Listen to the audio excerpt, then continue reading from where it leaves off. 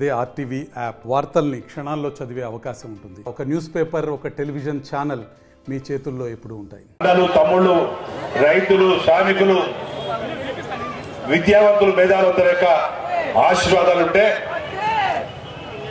పార్లమెంటులో ప్రజాబలంతో ఖమ్మం కాషాయమయం చేస్తే ఒక్కొక్క అడుగు వేసుకుంటూ ఢిల్లీ దాకా మీ యొక్క అండ కావాలి. ఒక శక్తివంతుడు కావాలి దేశానికి.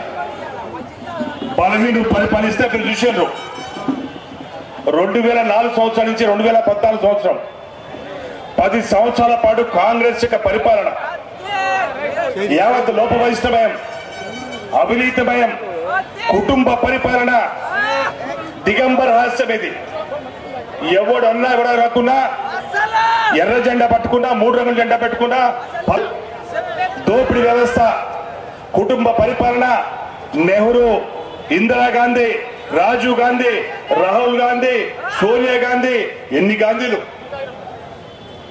ఈ గాంధీని ఇక్కడ పొరలాడినా ఇప్పుడు తలకిందు లేచినాక కూడా అవకాశం లేదు. అయిపోయింది, ఆశకం అడిపోయింది. 50 ఏళ్ల పాటు పరిపాలించారు. కాంగ్రెస్ భవన్ ఎదురుగానే ఉంటుంది. ఈయనే ఇక్కడ ఒక ఎర్ర ఎజెండా పెట్టుకుని ఇక్కడ నిలబడతా ఉంటాడు. ఇక్కడ కనుమరుగైపోతున్నాం. అప్పుడప్పుడు కాపాడుతూ ఉంటారు. నాకు నువ్వు రక్ష, నీకు నేను రక్ష అని కాపాడుకుంటా ఉంటారు. తెలుసు మీ రాజకీయాలు, మీ దందా రాజకీయాలు తెలుసు, మీ దౌర్భాగ్య రాజకీయాలు తెలుసు. ఏ గ్రామాలు చూసినా కూడా స్తూపాలే.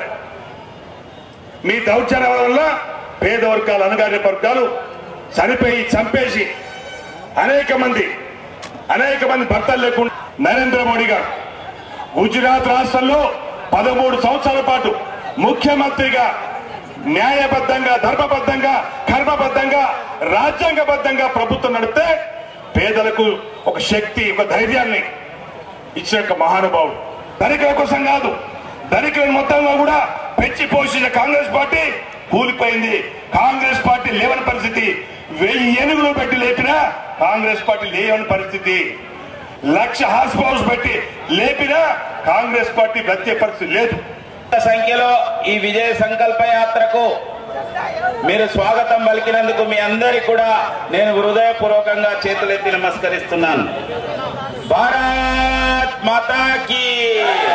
విజయ సంకల్ప యాత్ర అనేది మన నరేంద్ర మోడీ గారు మరోసారి నరేంద్ర మోడీ గారిని మనం తీసుకొచ్చుకోవాలి, మనం గెలిపించుకోవాలి. ఎందుకంటే ఈ దేశంలో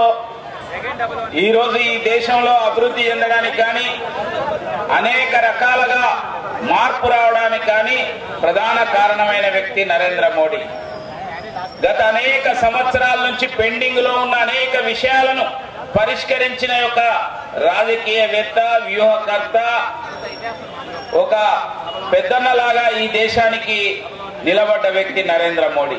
అదేవిధంగా నరేంద్ర మోడీ గారు వెళ్తుంటేనే ఆ దేశంలో మన వాళ్ళను ఉగ్రవాదం యొక్క, గూఢాచారి యొక్క దీని కింద అరెస్ట్ చేసి జైల్లో పెట్టారు, ఉరిశిక్ష వేస్తామన్నారు. కానీ మన ప్రధానమంత్రి పర్యటనకు వెళ్తున్న సమయంలో వాళ్ళనందరినీ కూడా పాత నేవీ అధికారులను వదిలేశారు.